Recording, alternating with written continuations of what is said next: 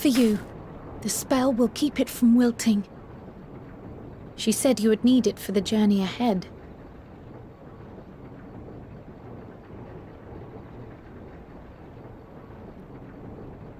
Will you speak with her now? I cannot hope to match Minfilia's clarity, of course, but...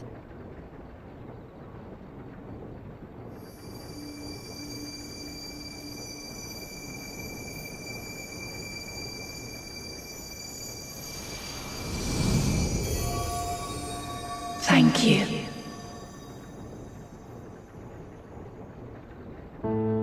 Do not worry.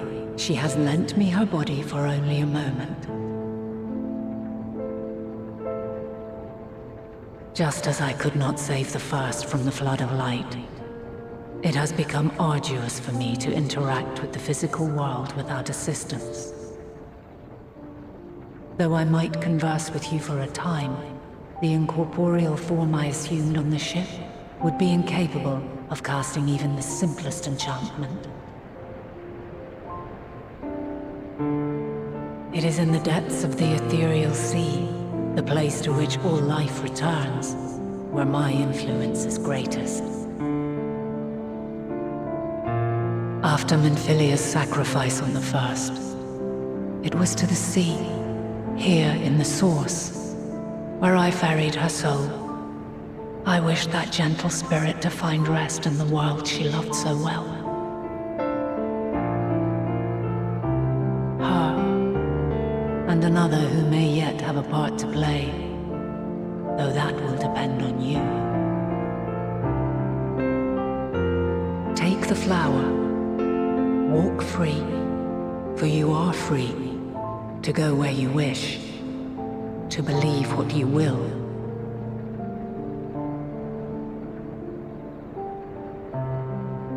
That blue will be your guide, test and proof of your conviction.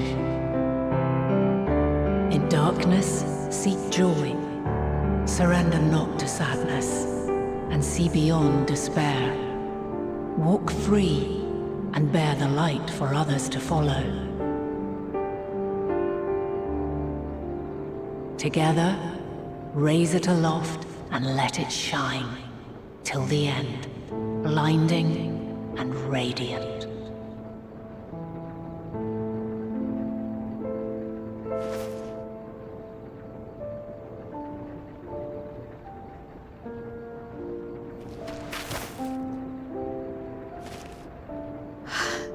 That was all too brief.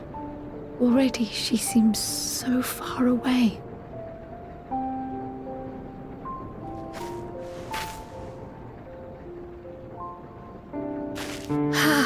My apologies if I startled you. Ever since we began our descent into Labyrinthos, I had sensed another's will, straining to reach out. Even with my particular talents, though, I was unable to make a connection at first, so weak and tenuous it was. Once I took hold of that wispy thread, imagine my surprise to discover it was Heidelin herself. Needless to say, it seemed wise to learn what we could before letting go.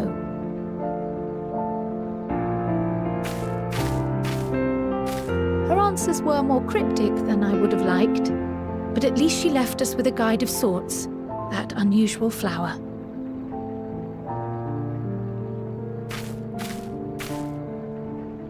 Yes, we are definitely making progress.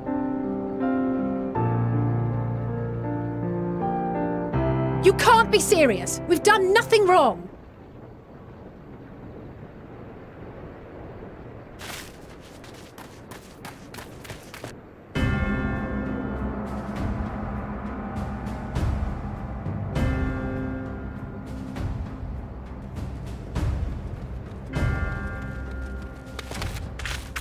Master Fortuno, what business has the Forum with us? Obstruction and suppression, apparently. Mistress Baldessian, our records show you facilitated the Scions' entrance into Sharlayan by claiming them as assistants for your organization. We are aware of your investigations. After alerting the major institutions to the presence of potential troublemakers, we received word from an Archean custodian. A group operating under the auspices of the students, skulking about Labyrinthos and engaging in clandestine behavior. Clandestine? We may not have entered Sharlayan as Scions, but we did naught to conceal our identities. Our only purpose in this city is to seek the truth. I can think of no reason why our actions should warrant the Forum's intervention. It is not our way to discourage the pursuit of knowledge, but the timing of such pursuits must be considered, not to mention their potential impact. With the world in chaos, we, the true caretakers of wisdom, have committed ourselves to an undertaking that demands the utmost discretion. And we will not risk its success by turning a blind eye to disruptive foreign elements in our midst.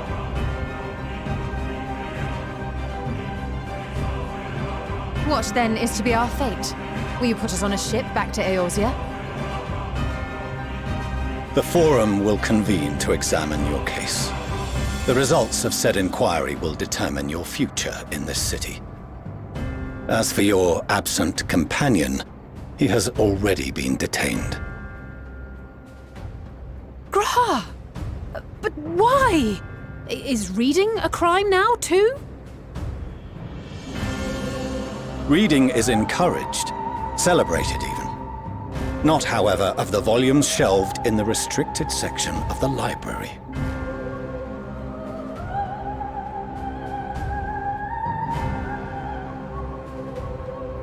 Refusing to comply will only make matters worse. Let us instead treat this as an opportunity to open a dialogue with the Forum.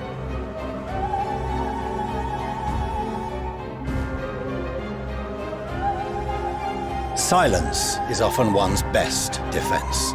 I would advise against prolonging the proceedings with frivolous discourse.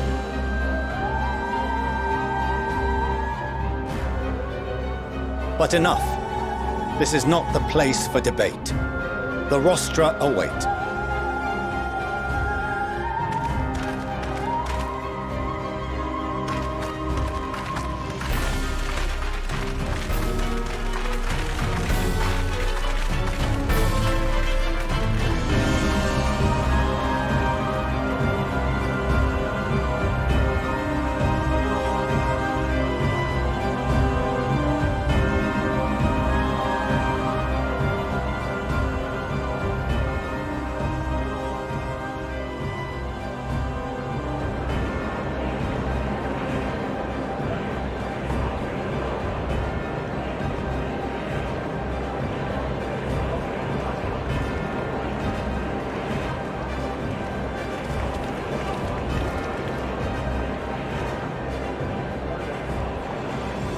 Forgive me.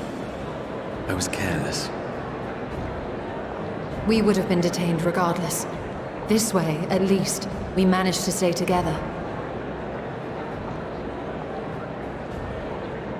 I trust your time within the Forbidden Archives was well spent.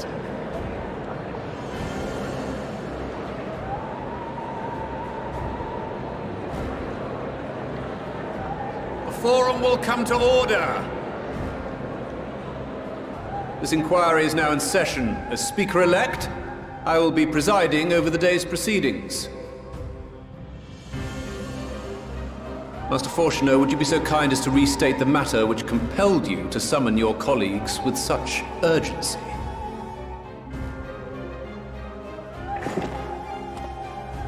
As you are all aware, we recently denied Eorzea's request for Sharlayan assistance. Since then, certain individuals dissatisfied with our decision have taken it upon themselves to interfere with our work. They entered our nation masquerading as associates of the students of Baldessian. But these malcontents are better known as the Scions of the Seventh Dawn. These militants wield influence with both the Eorzean and Eastern alliances, and are inextricably involved with the crises presently afflicting the world at large. Loose in our city, these warmongers sought to meddle with and expose matters of state secret. What are they, if not a dire threat to be expelled?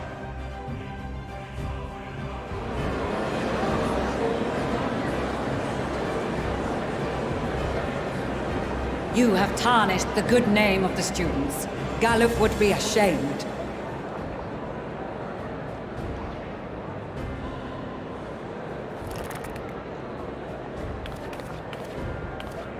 Galuf Baldessian was never one to forsake his fellow man. Even if this nation closed every door and retreated from the world, he would have found a way to help the Scions, help every soul of this star fight back against the coming doom.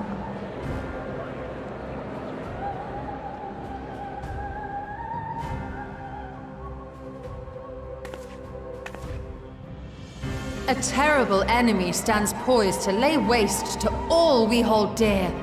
In the face of such madness, Eorzea reached out to Sharlayan, a respected ally, in the hopes of forming a united front. Was your curt dismissal truly the best you could offer? Or are you so preoccupied with your momentous duty of an age long past that even the end of the world is unworthy of your attention?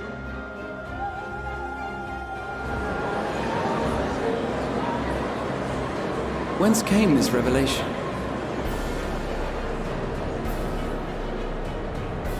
From the mouth of a Forum member within fortuitous earshot. Then it seems your findings support my own.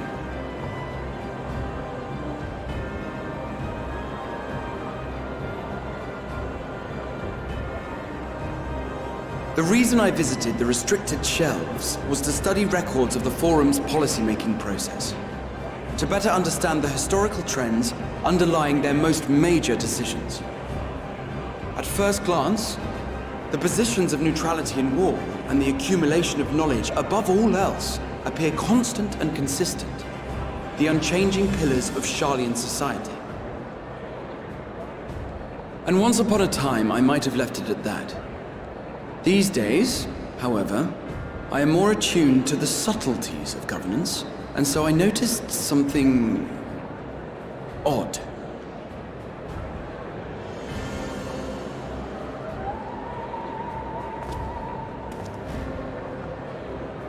From a particular point in time, the purpose of these policies shifted.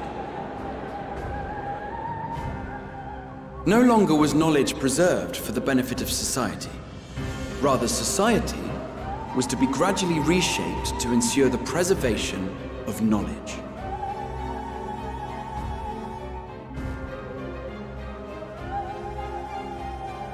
The most conspicuous and telling change was the one which befell Labyrinthos. Once little more than an oversized storehouse, an enormous allocation of funds saw it transformed into an advanced research and archival facility. I also discovered a fascinating account on the finances of our Dravanian colony. The settlement attracted students from far and wide, and the connections and tuition fees thus acquired were funneled into further improvements for the archives. Now, there is no question that our nation's progress is tied to the acquisition of wisdom. Nevertheless, the vast resources diverted for this purpose borders on the obscene. But returning to the matter of when, our change in course appears to have been made some 270 years ago. The very same period when Sharlayan scholars in the hinterlands began a formal study of the ethereal sea. You found something, did you not? And whatever it was, gave rise to your oh-so-important duty. Mind your tongue, Archon. If you had seen...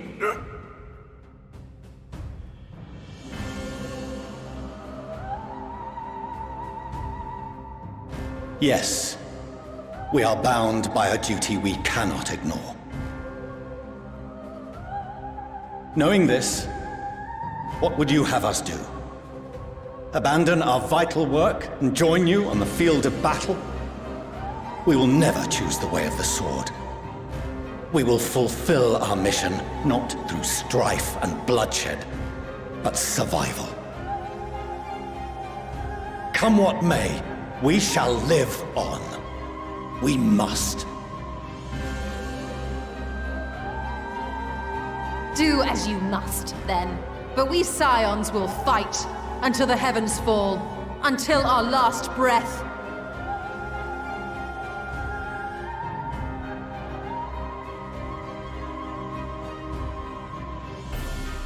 Such misguided zeal.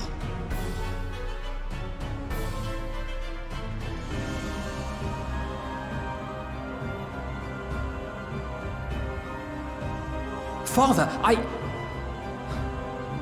Master Fortuno, I fail to understand the stance you have elected to take. But by the same token, I have yet to find a compelling argument to counter the challenge you put to us in Gridania. Still, in the midst of my uncertainty,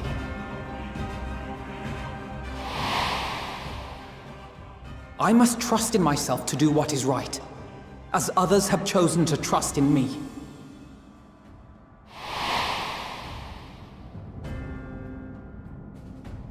So I will continue, as I always have, weighing the consequences of my every action, and allowing my hope for the future to inform my decisions. That's quite enough. Have you all forgotten the reason for this assembly? Skolok Monteshane. He's the head of the studium and an old friend of my grandfather's.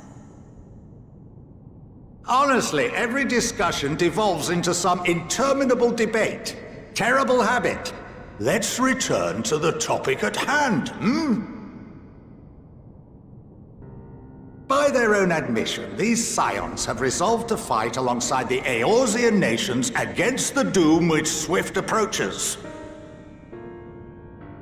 But there exists no evidence of an attempt to incite our citizens to do the same. Furthermore, while our decision may well have been the correct one, we cannot simply bull our way through these disagreements without inviting doubts or objections. Put yourselves in their place. Who among you would leave a tome unopened if an elder forbid you read it with no reason given? No. If we're to quell further discontent, then we must conclude this matter with a fair and even hand.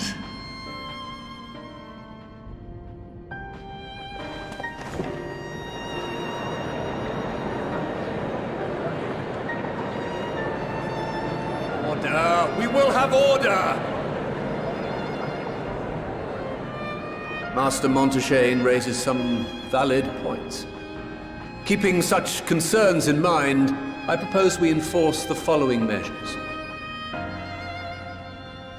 Until further notice, the students of Baldessian are to cease any and all activities within the domain of Sharlayan. You will also refrain from any further investigation into the Forum's decisions and duties. Failure to comply with these restrictions will result in the immediate expulsion of your Scion associates.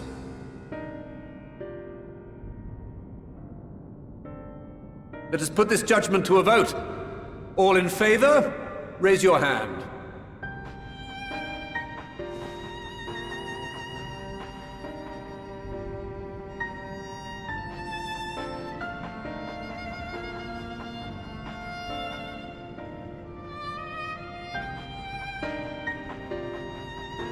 I count 51 for and 48 against.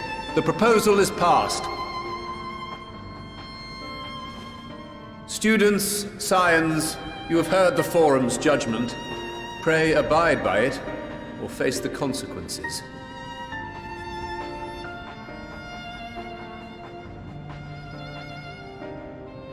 Honored members, I thank you for your time. This inquiry is concluded.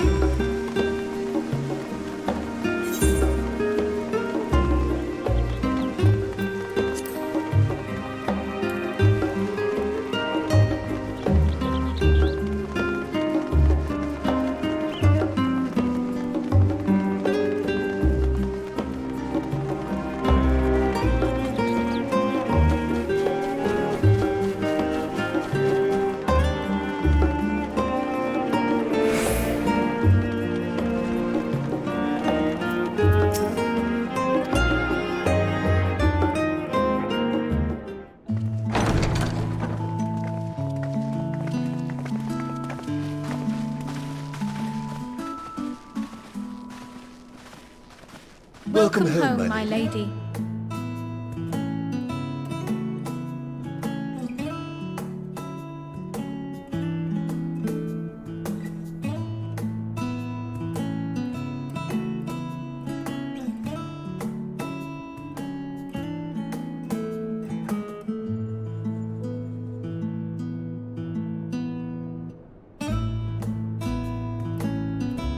What? What are you gawping at?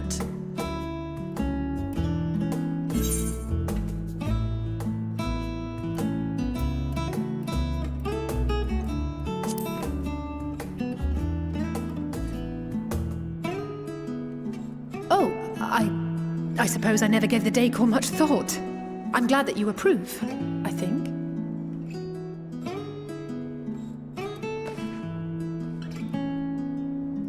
Lord Fortuneau is not to hear of this visit. And I should also like the children to have their gifts, ere my husband makes his return. As you wish, my lady.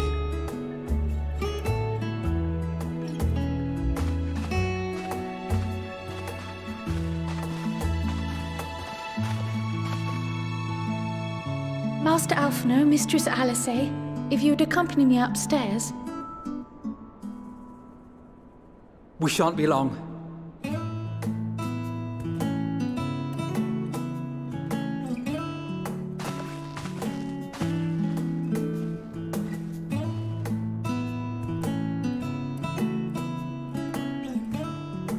The twins have been sending letters home from time to time, recounting their latest adventures. I am sure they withhold certain details, of course, if only to keep me from worrying. Yet a mother worries all the same. In the early days especially, I tried to support them as best I could, sending the Scion's coin and other such donations. Fortunately, they have found the strength to overcome adversity time and time again. Their words grow more confident with every letter, their depictions more vivid. The triumphs and defeats, the joys and sorrows. It is clear that they have come to find value in every experience. But of those they treasure most, it would seem that meeting you might be the most impactful. Why, since that fateful day, I do believe there has not been a single missive in which you were not mentioned by name.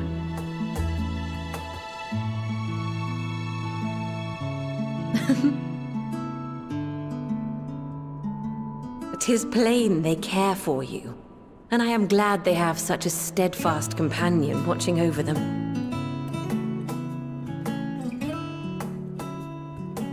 Under normal circumstances, I would offer you tea, but alas, these are anything but. In any event, why don't you keep me company whilst we await my children's return? Perhaps you might regale me with a tale or two of your exploits."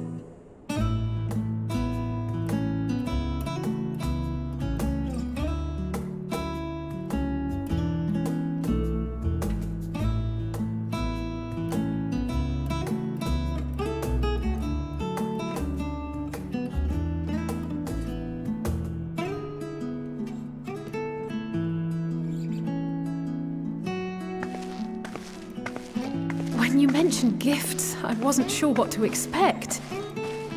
Mother, Oh, look how well it fits you. And the style is to your liking?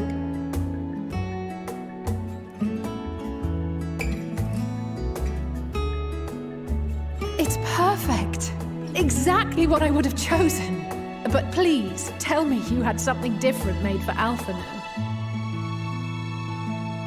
Naturally. You are hardly little children anymore.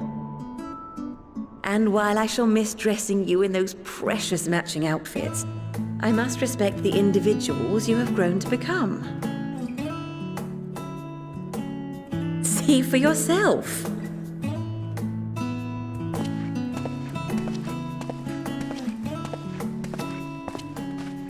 Thank you for the splendid clothes, Mother. Stylish, comfortable, and eminently practical. I am so glad you like them. They are, however, missing one final touch.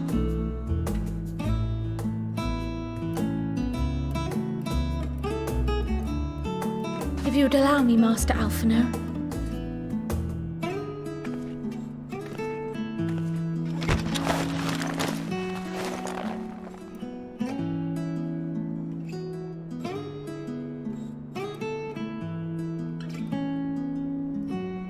Wait.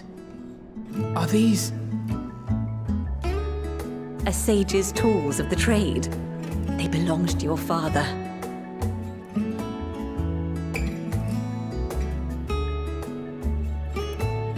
Though he may as well be chained to his desk these days, as a student he was often called upon to venture into the field.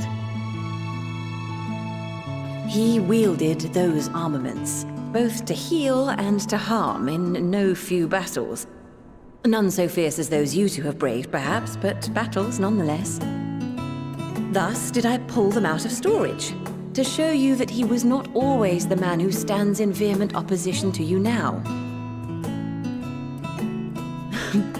And also because it would be a terrible waste of ridiculously expensive House Leveilleur commissioned artistry.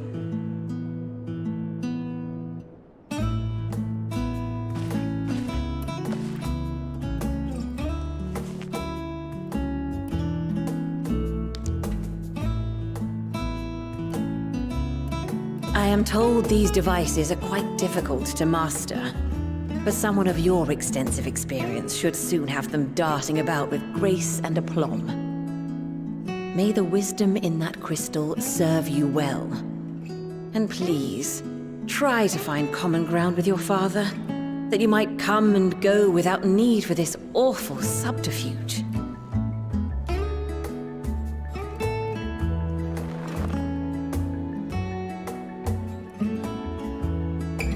We will, Mother. I promise. My final gifts to you, before you run off, are an observation and a suggestion. Firstly, Fortunato has ever been a serious man, but it was only after you were born that he truly lost himself in his work. I may not know the Forum's inner workings, but I know your father's. The timing of that change in him holds some significance. Secondly, do not seek to best your father with words.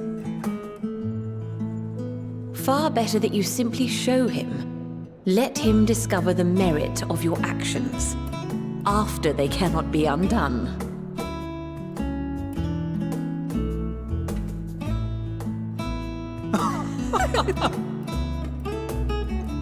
Oh, Mother. We shall take your wisdom to heart. Thank you again for these gifts, and farewell for now. Safe travels, my children. Eat well, stay warm, and keep your friends close.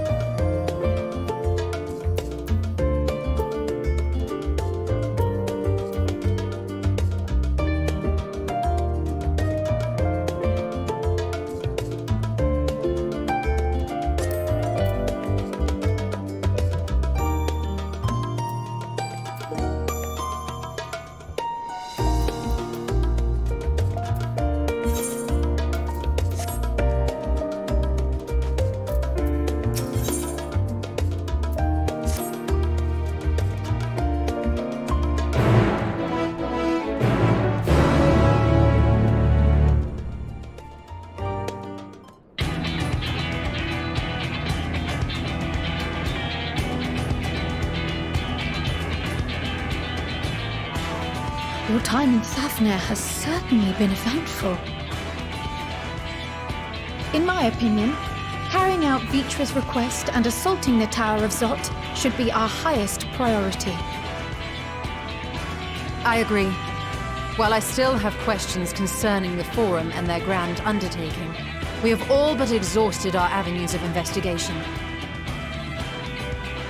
Simply pressing them any harder on the subject will almost certainly result in our expulsion. Therefore, I suggest we explore the ethereal sea connection by way of a letter to Master Matoya, then make our way to Thafnir. I wonder, even with the protection these talismans afford us, what can we hope to achieve once inside the tower?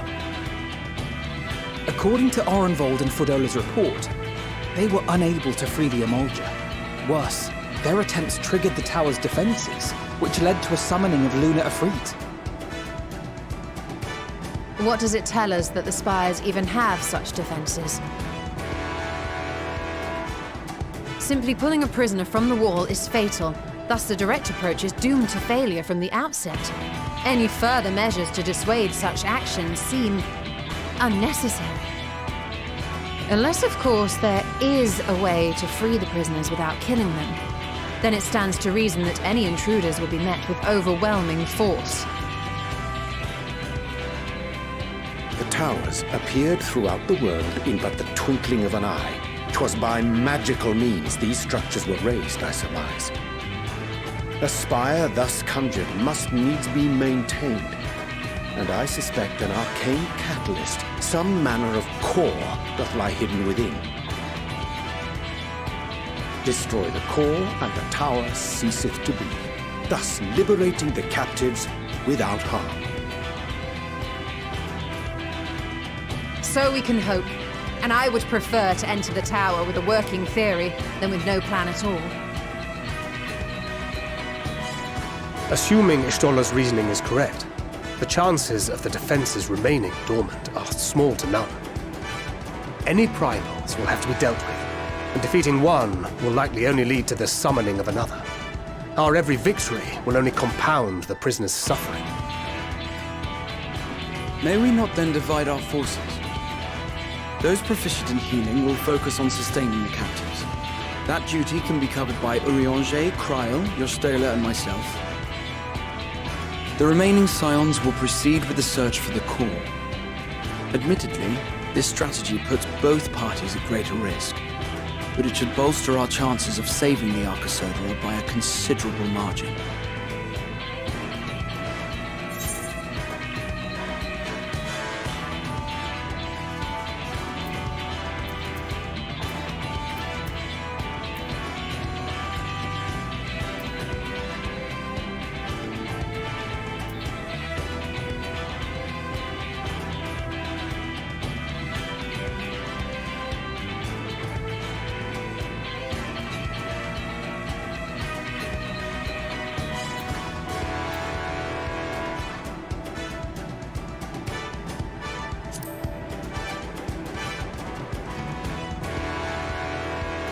If you're to fight primals, then you'd best have at least one healer with you. And I am more than happy to fulfill that role. I found wielding a sage's armaments to be rather intuitive, and look forward to testing them against a more challenging foe. It seems we have a plan. All that remains is to carry it out. I will inform Rads at Han of our movements, so let us make our preparations and regroup near the tower. A military post in what's left of the Hamsa hatchery should serve as a convenient staging. That sounds perfect. And remember, the experimental aetheryte at the confluence is there for those who need it, so there's no excuse for being late.